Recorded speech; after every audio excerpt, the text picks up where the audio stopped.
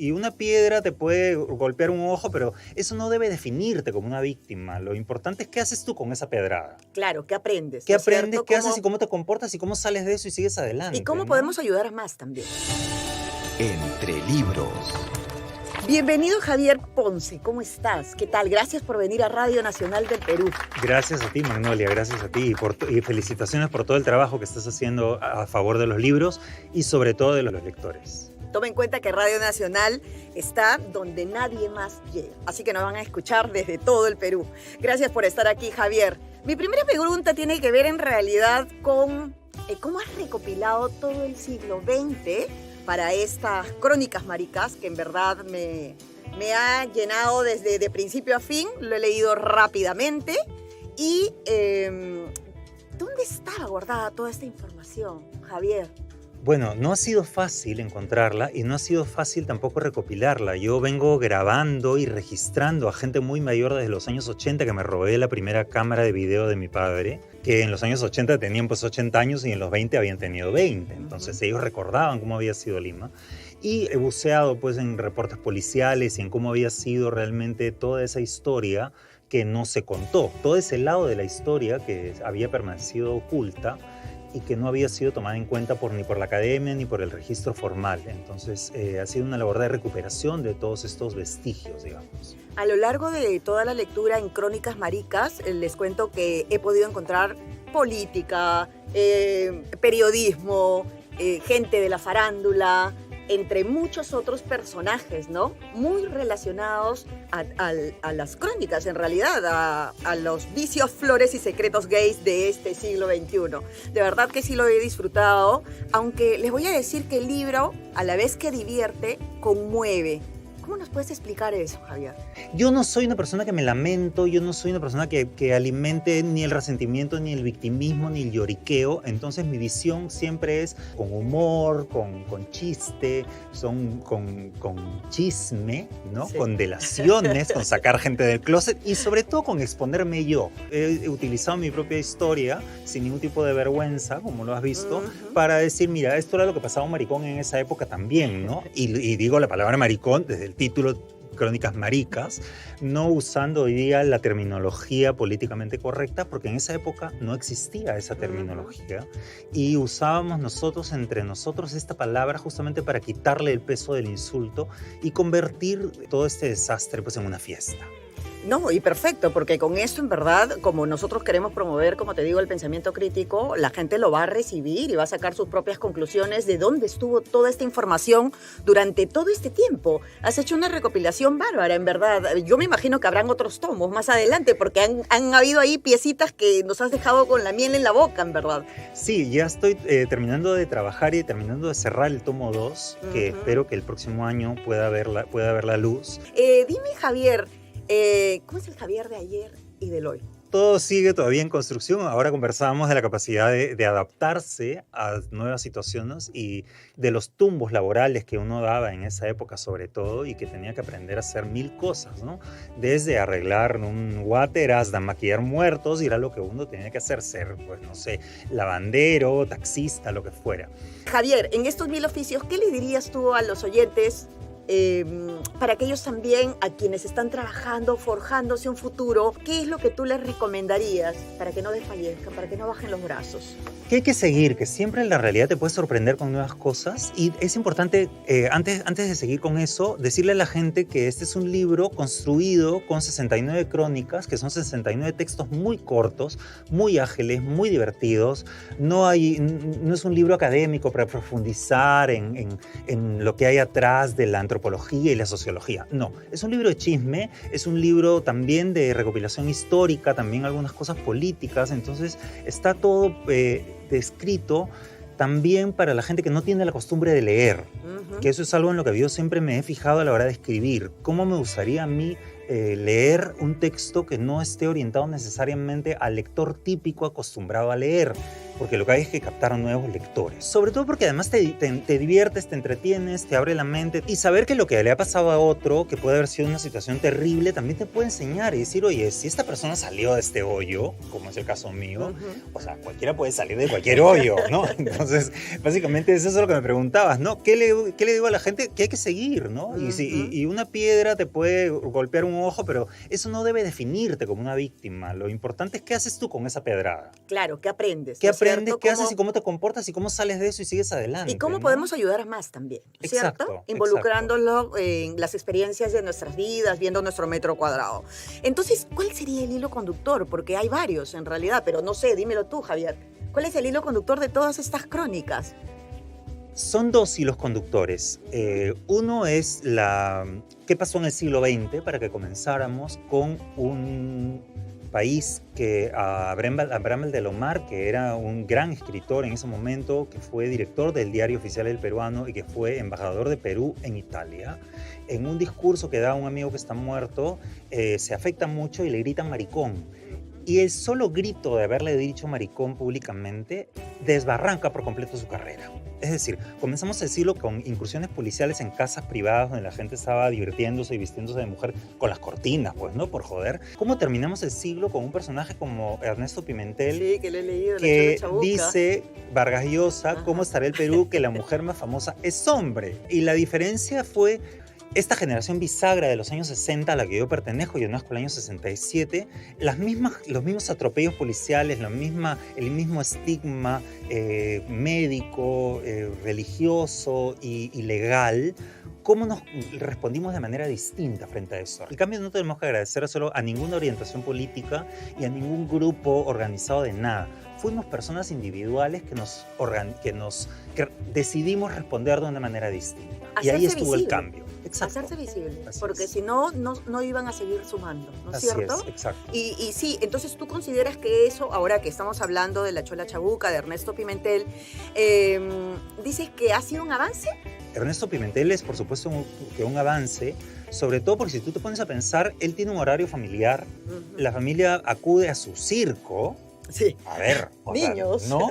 Reivindica lo andino y reivindica la belleza, es la chola fashion que no se deja, que responde de manera siempre que es ella la que cochinea, la que responde. Entonces, es un personaje valiosísimo, ¿no? Cuando he leído las primeras crónicas, me has remontado a los 80s, en verdad. Yo sentía ya que las puertas del closet se iban a desventar, en verdad, ya no había manera, ¿no? Entonces, de manera valiente y honesta lo cuentas en este libro. ¿Tú crees que has sido parte de todo ese grupo que decidió decir, ya basta, yo quiero que me vean, yo soy así?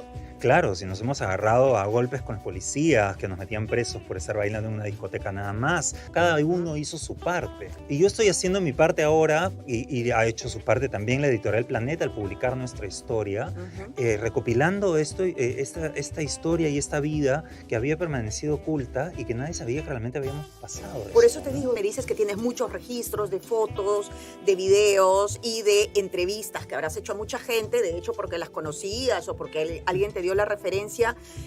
¿Has acudido a alguna biblioteca o algo para informarte? Sí, a la Biblioteca Nacional del Perú, donde he encontrado muy poca información.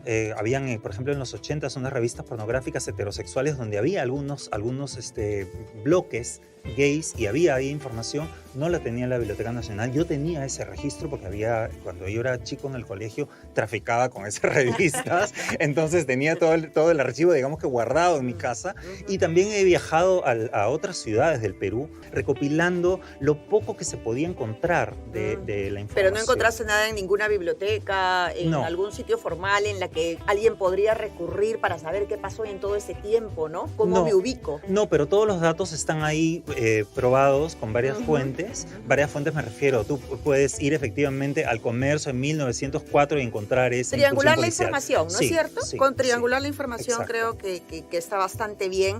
Hablaste de Abraham Aldelomar, sí me pareció súper interesante y me apenó muchísimo porque la calidad de su escritura no tenía nada que ver con quién fuera, ¿me entiendes? Y Lo mismo ha pasado con César Moro. Martín Adán, bueno, hubo muchos, ¿no? Ujú. César Moro fue un personaje importante, no solamente en el Perú, bueno, en el Perú no se le dio ninguna importancia. Ujú. Afuera, ¿no? Perteneció al grupo de Bretón de los surrealistas y finalmente cuando se enferma y tiene que regresar al Perú y dictar clases en el Colegio Militar Leoncio Prado, lo tratan de una Un manera colegio terrible. militar. Fue profesor de Vargas Llosa y ella Ujú. cuenta cómo le escupían por la espalda a este profesor y le gritaban maricón. Duro.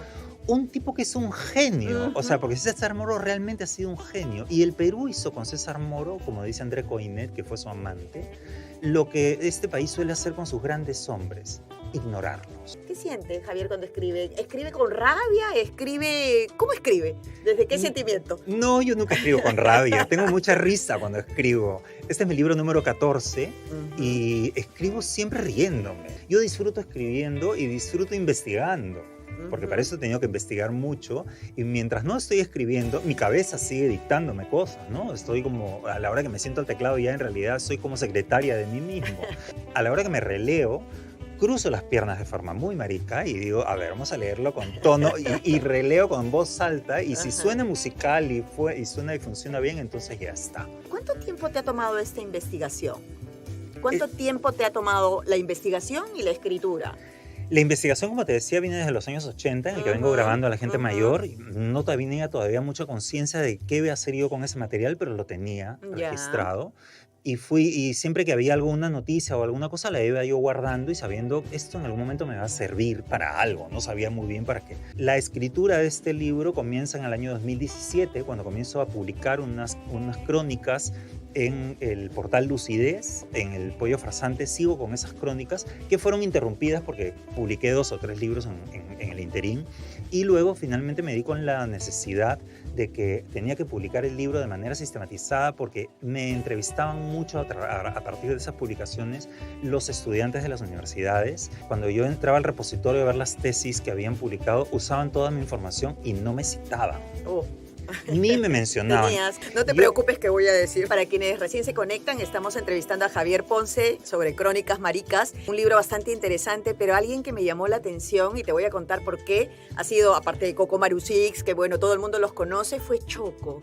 Choco porque una vez estaba pasando por un puesto de periódicos, vi a Choco parado con todo el cabello bien peinado en la portada de una revista, no recuerdo qué revista, y yo no entendía muy bien si era hombre o era mujer. Ujú. Entonces, me he quedado con eso siempre en la cabeza, pero me pareció súper interesante que lo toque y te quería preguntar quién era Choco, para quienes no lo conocen. Esa revista que mencionas es la revista Gente. Yo la tengo, le voy a Ay, tomar foto y te tómale la voy a foto y mandar. me la mandas, por Bueno, favor. Choco fue un personaje maravilloso porque en esa época los peluqueros se convirtieron básicamente en nuestros embajadores, eran los que daban la cara más allá de lo que podía la gente pensar. Y los peluqueros todavía mantenían siempre una imagen pues de señores, pero Choco decidió que él no había dejado toda la vida que había dejado para meterse en el closet. Entonces se dejó el pelo largo, rubio, Sí, rubio. se divistió como le dio la gana y fue un personaje absolutamente transgresor. Y la gente al comienzo estaba totalmente aterrorizada, pero llegó un punto en el que su talento se impuso Sí, por encima de Respeto todo total. y fue un respeto absoluto, Sí, ¿no? sí, Y sí. por sus manos pasaron primeras damas, no solamente del Perú, sino de afuera. La gente más elegante y más importante pasó por las manos de Choco y era un referente de verdad y de calidad. Ujú. Y fue burlado por los programas cómicos, como se hacía en esa época. Ya, en esa época creo que no Pero solo con él ¿no? pasó por encima de todo eso y les dio la importancia que merecían. Felizmente O sea, eso se ha ninguna. regulado bastante, ¿no? Sí. Me comentan que estás preparando un libro, Lucha Reyes. Estoy terminando ya la biografía de Lucha Reyes, Ah. que me la ha encargado una editorial española, la editorial Ujú. Sud, para la cual ya he escrito con anterioridad. Esa biografía tuve que detenerla para terminar este libro, pero ahora la voy a retomar. Tú habías hecho un documental. Yo hice un documental sobre Lucha Reyes, fue una investigación difícil de hacer porque no había nada publicado, no había revistas, no había absolutamente nada sobre ella, y encontrar la información y cotejar la información entre las contradicciones de la gente que uno entrevista también fue muy difícil, ¿no? Nos has contado de tus 1000 oficios, acerca de que maquillabas muertos, hacías ponis, vestidos, y bueno, mil oficios en realidad. Cuando lean el libro lo van a ver. Pero creo que sería mezquino no decir que has hecho carrera universitaria en psicología y has sido profesor, ¿no? ¿O sigues siendo profesor de la Universidad Cayetano Heredia? Durante 15 años dicté en la Universidad Cayetano Heredia, en la Facultad de Psicología y en las maestrías de Medicina y de Educación. ¿Te marcó en realidad que tu psicoanalista se durmiera como para que tú estudies psicología? Lo he leído, me he reído muchísimo, ¿no? En realidad yo no soy psicoanalista, yo estudié psicología clínica y me especialicé en la orientación cognitivo-conductual, que ve al ser humano totalmente desde otro punto de vista más clínico, sí, lo más decía médico, en un plan, ¿no? para hacer la referencia pero de la sí, dormida del psicoanalista. Cuando mis padres se enteran, digamos, ya públicamente que soy homosexual, me mandan al psicoanalista. Yo estaba completamente emocionado llegando a una información y el tipo se quedó dormido. O sea, yo estaba echado en el diván y a la hora que volteo le digo, ¿no te parece? Y el tipo dormía pierna suelta. Claro, me he reído muchísimo con esa parte. Para ya ir finalizando, yo quería leer palabras para Julio, pero en verdad prefiero que leas tú este primer párrafo. Querida mariquita del presente, si hoy puedes ir a una discoteca gay sin que te detenga la policía, si tus padres no te echan a la calle ni tus amigos te apartan como a un apestado, es porque hubo maricones que perdieron todo para que tú ganaras lo que hoy crees que fue siempre así. Había dos alternativas, enfrentar o huir. Por supuesto que teníamos miedo, pero también convicción. Ser homosexual no es una opción, porque nadie elige, pero puedes asumirlo o vivir encerrado en el infame armario de la complicidad. Y hacer eso con la única vida que teníamos, querida mariquita, no era una opción. Gracias Javier Ponce por habernos acompañado hoy domingo en esta edición de Entre Libros. En verdad no nos vamos a cansar de recomendar libros. Este es un libro que en verdad lo recomendamos, Crónicas Maricas de Javier Ponce. Ha sido muy enriquecedor saber qué pasó en el siglo XX, ¿no? Con esta información, dónde estaba guardada. Queridos amigos, vamos a una pausa y retornamos aquí en Entre Libros de Radio Nacional del Perú, donde nadie más llega.